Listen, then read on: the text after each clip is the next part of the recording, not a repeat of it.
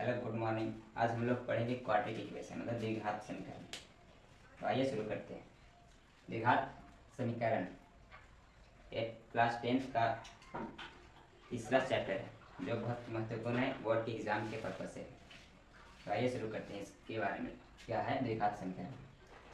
द्विघात व्यंजक और द्विघात समीकरण के बारे में डिस्कस करते हैं। तो एक चर की द्विघात बहुपद व्यंजक पहला है जो इसके बारे में जानना जरूरी रहता है। तो आइए शुरू करते हैं। यदि एक बार के किसी बहुपद का घात 2 हो तो उसे द्विघात बहुपद कहते हैं। एग्जाम्पल में 2x + 4x + 2 जो यहाँ पे दिया हुआ है, इसमें जो x⁴ है, इसी से पता चलता है कि यह द्विघात बहुपद है। और जो x⁴ है यही इसका घात है। जो यहाँ पे 2 दिया हुआ है यही इसका घात है द्विघात बहुपद का। और चर x के द्विघात बहुपद का व्यापक रूप यहाँ पे लिखा हुआ है ax² + bx + c। अगर द्विघात बहुपद दिया रहेगा तो इस बेस पे दिया रहेगा, चाहे कुछ भी दिया हो, ax² + bx + c।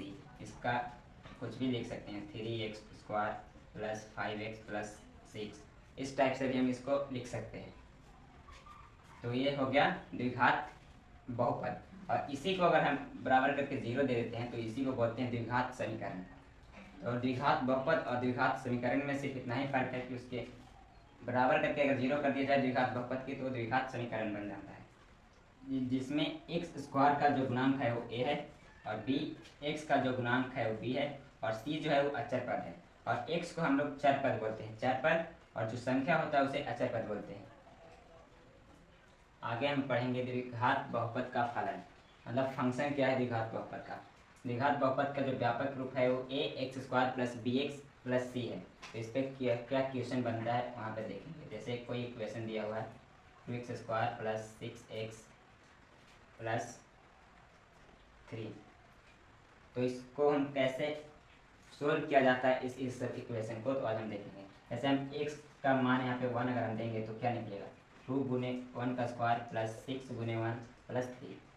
तो इसका जो सोल्यूशन होगा 1 का स्क्वायर 1, 2 + 6 × 1 6 + 3। तो इसको जोड़ेंगे तो 6 2 8 3 11। इसका जो आंसर आया 11। x का 2 मान रख के देखेंगे, x = 2, क्या आएगा 2 × 2 का स्क्वायर + 6 × 2 + 3। तो इसका जो होगा 2 × 2 का स्क्वायर 4 + 6 × 2 + 3। तो इसका होगा 2 4 = 8 + 6 2 = 12 + 3। तो इस सबको अगर ऐड करेंगे तो 23 आएगा। तो x का वैल्यू अगर हम 2 रखते हैं तो इस इक्वेशन में 23 मिलता है, अगर 1 रखते हैं तो यहाँ पे 11 मिलता है। तो यही होता है इसका सॉल्यूशन द्विघात बहुपद का।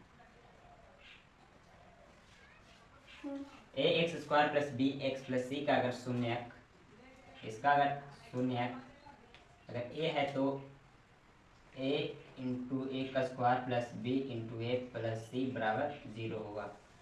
ये इसका शून्यक होता है। अगर किसी भी इक्वेशन के बराबर अगर हम 0 कर देते हैं तो इसका अर्थ ये होता है कि टोटल का जो मान होगा वो 0 के बराबर होगा। इसी को हम शून्यक बोलते हैं। जैसे हम फाइंड, जैसे यहाँ पे एक क्वेश्चन है x² - 4 = 0। तो यहाँ पे x का वैल्यू फाइंड करना है, तो हम कैसे करेंगे, तो यहाँ पे x² बराबर का साइन देंगे, इधर -4 है तो बराबर कुछ हट जाएगा तो प्लस हो जाएगा, तो +4 यहाँ पे होगा।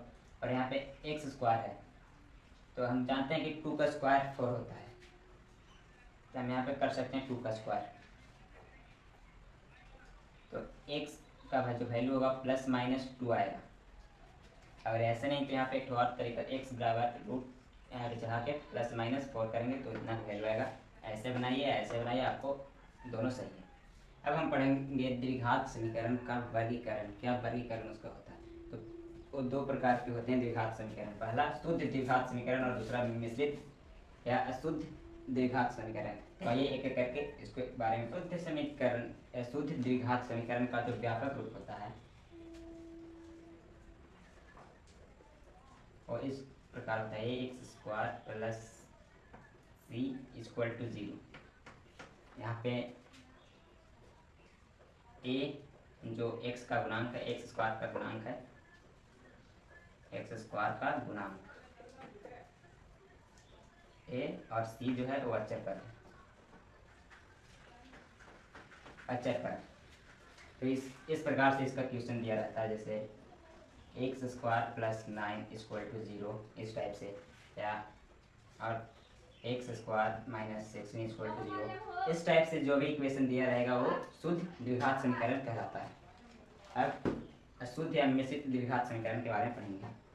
मिश्रित या अशुद्ध द्विघात समीकरण का जो व्यापक रूप होता है, व्यापक रूप, तो a x square plus b x plus c बराबर 0, जहाँ b is equal to not 0 के बराबर होगा।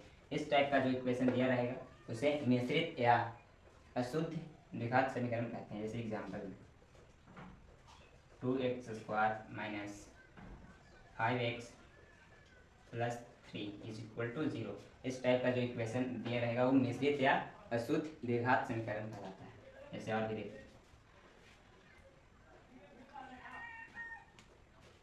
3x स्क्वायर माइनस x बराबर 0, इस टाइप का भी इक्वेशन को हम अशुद्ध या मिश्रित द्विघात समीकरण बोलेंगे। अब हम लोग शुद्ध द्विघात समीकरण का शून्यक निकालना सीखेंगे। शून्यक निकालने के दो प्रकार हैं। पहला है जो है वर्गमूल द्वारा, वर्गमूल द्वारा, और दूसरा है गुणनखंड, गुणनखंड द्वारा।